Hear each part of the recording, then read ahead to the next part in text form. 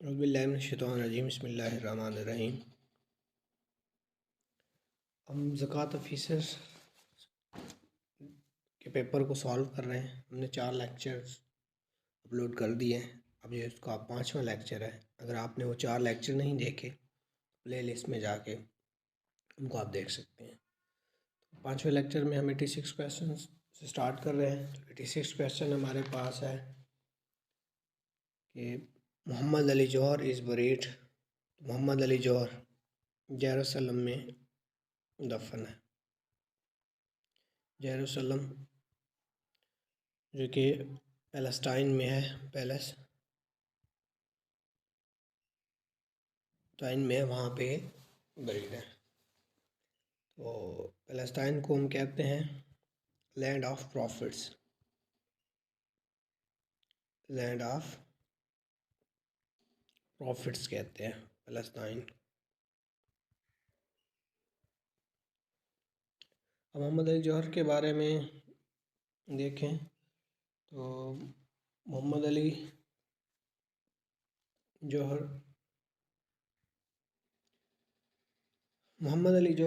जो है वो 10 दिसंबर 1878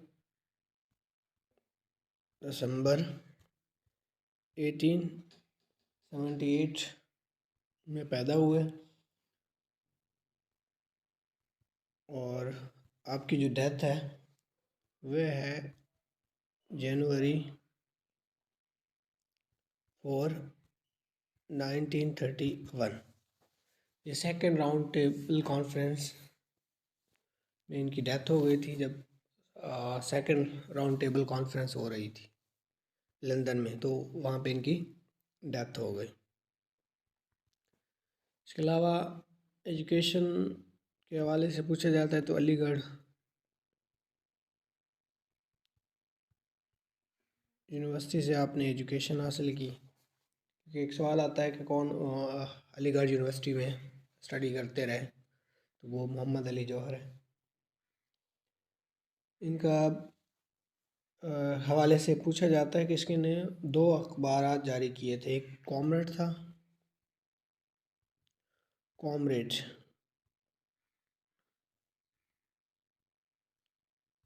जो था ये इंग्लिश न्यूज़पेपर था और ये 1931 में इशू किया इसने।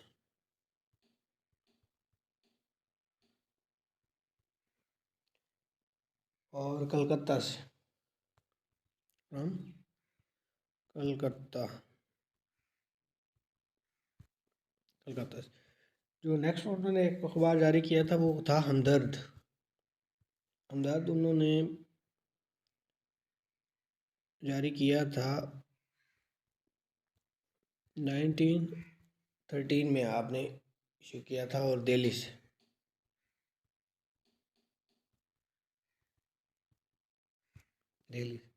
अब एक सवाल आता है कि एक शेर आता है कि उससे बारे से पूछा जाता है, चूँकि इसका है तो बड़ा मशहूर सा शेर है। कत्ले हुसैन असल में मर्गे यजीद है। कत्ले हुसैन असल में मर्गे यजीद है।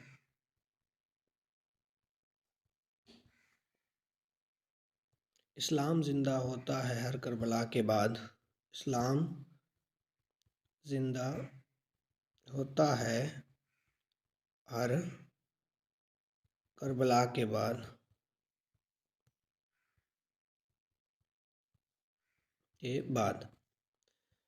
अगर पूछा जाए कि कत्ले हुसैन असल में मर्गे यजीद है, इस्लाम ज़िंदा होता है हर करबला के बाद, ये किसका शेर है? तो आपने याद रखना है कि मोहम्मद अली जौहर का ये शेर है। तो मोहम्मद अली जौहर के हवाले से यही चंद क्वेश्चन हैं जो पास्ट पेपर में डिस्कस किए गए हैं। इसके अलावा अगर कोई क्वेश्चन आता है तो वो भी साथ नेक्स्ट में, अगर कहीं मोहम्मद अली जौहर का जिक्र आता है तो वहाँ पे मैं उनको भी साथ डिस्कस कर लेंगे। इसके अलावा एक और शख्सियत भी है पाकिस्तान की जो लास्ट प्रेसिडेंट थे, तो याद रखना है लास्ट प्रेसिडेंट कौन थे? सिकंदर मिर्ज़ा ये तेहरान में दफन है। तो ये अगर आता है कि कौन से प्रेसिडेंट बाहर दफन है यानी फॉरेन कंट्री में, तो आपने तेहरान जो कि ईरान का कैपिटल है वहाँ पे दफन है। ये शख्सियात हैं, दो मुस्लिम शख्सियात, यानी एक का डायरेक्ट पाकिस्तान से ताल्लुक़ है, एक सब कंटिनेंट से उनका ताल्लुक़ है। नेक्स्ट क्वेश्चन 87 ये कहता है कि count function in M S Excel. तो हम क्या करते हैं, ये काउंट करते हैं नॉन एम्प्टी सेल, यानी जिसमें कोई डेटा होता है उन सेल को आप काउंट करते हैं। एम्प्टी सेल्स को काउंट करने के लिए आप क्या करते हैं, काउंट का फंक्शन इस्तेमाल करते हैं। नेक्स्ट हमारे पास जो सवाल है वो है कि which is not a valid M S Access. तो एम एस एक्सेस में पिक्चर वैलिड नहीं होती, बाकी सारी चीज़ें होती हैं। नेक्स्ट है कि which animal have no back bone. तो वो कौन सा एनिमल है जिसकी बैक बोन नहीं होती। एक तो आपने याद रखना है कि हम जो एनिमल्स हैं उनको दो कैटेगरीज में बोन की बुनियाद पे करते हैं। एक होता है वर्टिब्रेट्स, वर्टिब्रेट,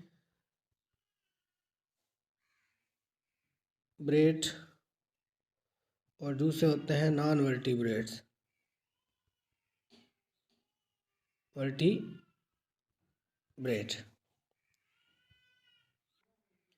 तो वर्टिब्रेट्स वो एनिमल होते हैं जिसमें क्या होती है, बैक बोन उनकी होती है, रीढ़ की जो हड्डी होती है वो मौजूद होती है।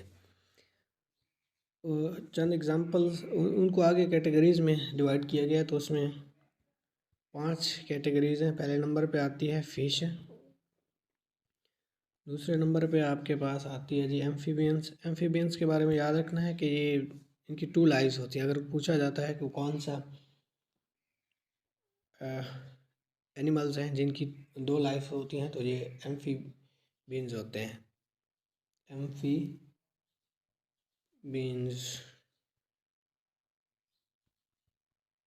बरल स्पेलिंग खुद ही देख लीजिएगा। एम्फीबियंस की 2 लाइफ्स होती हैं, यानी ये कुछ हिस्सा पानी में गुजारते हैं, यानी ये क्या करते हैं, 2 लाइफ्स होती हैं इनकी। ये जब छोटे होते हैं तो ये पानी में गुजारते हैं, जबकि बड़े हो जाते हैं तो ये पानी से बाहर आ जाते हैं, जैसे फ्रॉग हो गया जो एग्जांपल है। रेप्टाइल्स सांप वगैरह हो गए। मैमल्स चौथे नंबर पे है जी मैमल्स, वो जो बच्चों को दूध पिलाते हैं। तो ये इसके हवाले से पूछा जाता है कि जो बैट है वो क्या है, तो मैमल है। बैट मैमल है, वैसे बज़ाहिर परिंदा है लेकिन है मैमल क्योंकि बच्चों को दूध पिलाती है। इसके अलावा बर्ड्स, बर्ड्स की आगे फिर 2 टाइप्स होते हैं, वार्म ब्लडेड होते हैं और कोल्ड ब्लडेड होते हैं। तो ये है वर्टिब्रेट्स, इसमें से कोई भी अगर एनिमल्स के बारे में पूछा जाए तो वो वर्टिब्रेट्स होंगे क्योंकि इनमें रीढ़ की हड्डी होती है। नेक्स्ट हमारे पास जो होते हैं इनवर्टिब्रेट्स, जिनमें क्या होता है, नो बैकबोन होती है, यानी रीढ़ की हड्डी नहीं होती। उनमें आपने याद रखना है, उसमें आ जाते हैं जी एंथ्रोपोड्स, एंथ्रोपोड्स आ जाते हैं। फिर उसमें आ जाते हैं जी वॉर्म्स आ जाते हैं। फिर उसमें स्पंजीज आ जाती हैं, स्पंजीज। और फिर उसमें आपके पास इकिनोडर्म्स आ जाते हैं, इकिनोडर्म्स आ जाते हैं।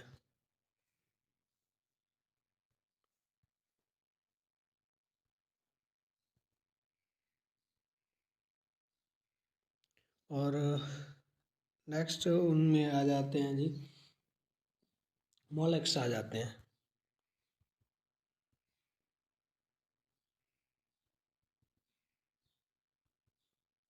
मोलस्क आ जाते हैं। क्योंकि स्टार फिश का ताल्लुक इनमें से एकिनोडर्म से होता है, तो इसलिए ये आप कह सकते हैं, क्योंकि एकिनोडर्म्स क्या है, ये नाम तो बज़ाहिर फिश लग रही है लेकिन ये फिश नहीं है। इसका जो ग्रुप है वो है एकिनोडर्म्स, तो इसलिए ये नॉन वर्टिब्रेट्स है, यानी नो बैकबोन होती है इनकी। ठीक है, नेक्स्ट क्वेश्चन हमारे पास जो है वो है 90। द प्रोसेस डेटा को हम क्या कहते हैं? प्रोसेस डेटा को हम इंफॉर्मेशन कहते हैं। चंद टर्मिनोलॉजी आपने याद करनी है। डेटा क्या होता है? तो डेटा होता है जी, रॉ फैक्ट्स होते हैं, उनको हम डेटा कहते हैं।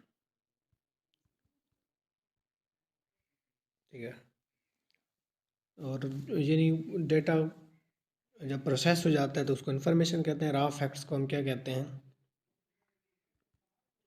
उसको हम डेटा कहते हैं। इसके अलावा आपने याद रखना है प्रोग्राम क्या होता है।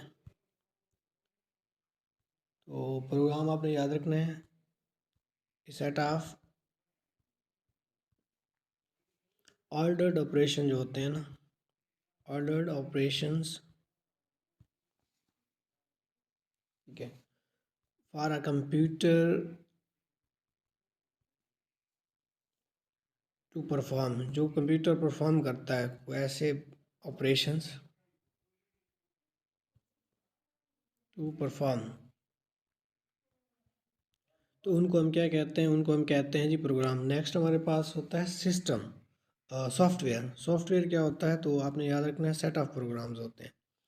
सॉफ्टवेयर क्या होता है कि सेट ऑफ प्रोग्राम जो होते हैं, set of program used to perform activity. Software क्या होते हैं? ये कोई टू परफॉर्म एक्टिविटी, कोई भी टास्क या एक्टिविटी परफॉर्म करने के लिए कंप्यूटर पे जो प्रोग्राम का सेट होता है हम उसे सॉफ्टवेयर कहते हैं। ये क्या होता है? हार्डवेयर का अपोजिट होता है। नेक्स्ट हमारे पास है कि after driver installation the computer should be, तो ड्राइवर को इंस्टॉल करने के बाद कंप्यूटर को रीस्टार्ट किया जाता है। रीस्टार्ट को कंप्यूटर टर्मिनोलॉजी में वार्म बूटिंग भी कहते हैं। और बूटिंग क्या होता है? बूटिंग होता है जी रीस्टार्ट ऑफ कंप्यूटर को हम बूटिंग कहते हैं। जब आपका कंप्यूटर स्विच ऑफ है या कंप्यूटर चल रहा है और फिर आपने उसको रीस्टार्ट किया तो हम इसको बूटिंग कहते हैं। रीस्टार्ट ऑफ कंप्यूटर, इसको हम बूटिंग कहते हैं। और ये दो किस्म की होती है, एक होती है जी कोल्ड बूटिंग, कोल्ड बूटिंग। तो कोल्ड बूटिंग में आपने याद रखना है स्विच ऑन करते हैं आप, स्विच ऑन कंप्यूटर। जब आप कंप्यूटर को शुरू इब्तदाई से चलाते हैं, यानी कंप्यूटर का स्विच ऑफ था, सारे सिस्टम ऑफ था, फिर आपने उसको ऑन किया तो इसको कोल्ड बूटिंग कहते हैं। दूसरा होता है वार्म बूटिंग। तो वार्म बूटिंग में आप कंप्यूटर को रीस्टार्ट करते हैं, यानी कंप्यूटर आपका चल रहा था, आपने किसी वजह से उसको रीस्टार्ट करना है, तो वो आपकी आ जाती है वार्म बूटिंग में। नेक्स्ट क्वेश्चन है हमारे पास, वो है कि इनपुट डिवाइस, आउटपुट डिवाइस और मेमोरी, इनको हम क्या कहते हैं? इनको हम हार्डवेयर कहते हैं। सॉफ्टवेयर और हार्डवेयर आपने पढ़े होंगे, कंप्यूटर के दो पार्ट्स होते हैं। तो सॉफ्टवेयर वो होता है जिसको आप देख टच नहीं कर सकते, जबकि हार्डवेयर को हम फिजिकल पार्ट्स ऑफ कंप्यूटर भी कहते हैं। Physical parts of computer, part of computer को हम क्या कहते हैं? हार्डवेयर कहते हैं। नेक्स्ट हमारे पास क्वेश्चन है 93। How many votes were required to Pakistan to exit from grey list. तो ग्रे लिस्ट से पाकिस्तान को निकलने के लिए 12 वोट्स की ज़रूरत थी। और पाकिस्तान कब FATF की ग्रे लिस्ट में शामिल हुआ? तो वो भी आपने याद रखना है कि कब हुआ था पाकिस्तान ग्रे लिस्ट में। तो ये 2018 में इंक्लूड हुआ था, 2018 में, 2018 में शामिल हुआ। और फिर एक्सक्लूड कब हुआ? एक्सक्लूड हुआ जी 24 फरवरी 21 को ये एक्सक्लूड हुआ। अब FATF के बारे में कल भी हमने पढ़ा था। FATF क्या होता है?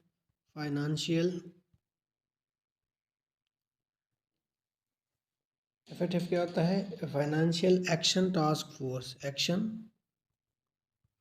टास्क फोर्स, इसको हम FATF कहते हैं। और सेटअप कब हुई थी? तो आपने याद रखना है, ये सेटअप हुई थी जुलाई 1989 में हुई थी। और इसका हेडक्वार्टर कहाँ पे है? वो पेरिस, फ्रांस में है। और इसके जो करंट हेड हैं वो भी आपने याद रखना है। ये टी राजा कुमार है। टी राजा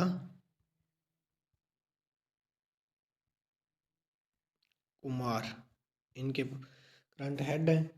और टोटल मेंबर्स जो हैं वो 39 है। टोटल मेंबर्स कितने हैं जी? 39। नेक्स्ट हमारे पास है जी कि turn out in general election 1970। तो जनरल इलेक्शन में टर्न आउट 63% था।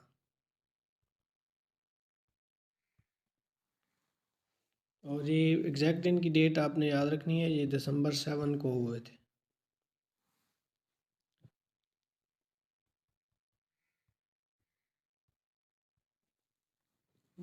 तो इस हवाले से आपने याद रखना है। नेक्स्ट हमारे पास है कि सिविल डिसोबीडियंस मूवमेंट ये कब शुरू की गई?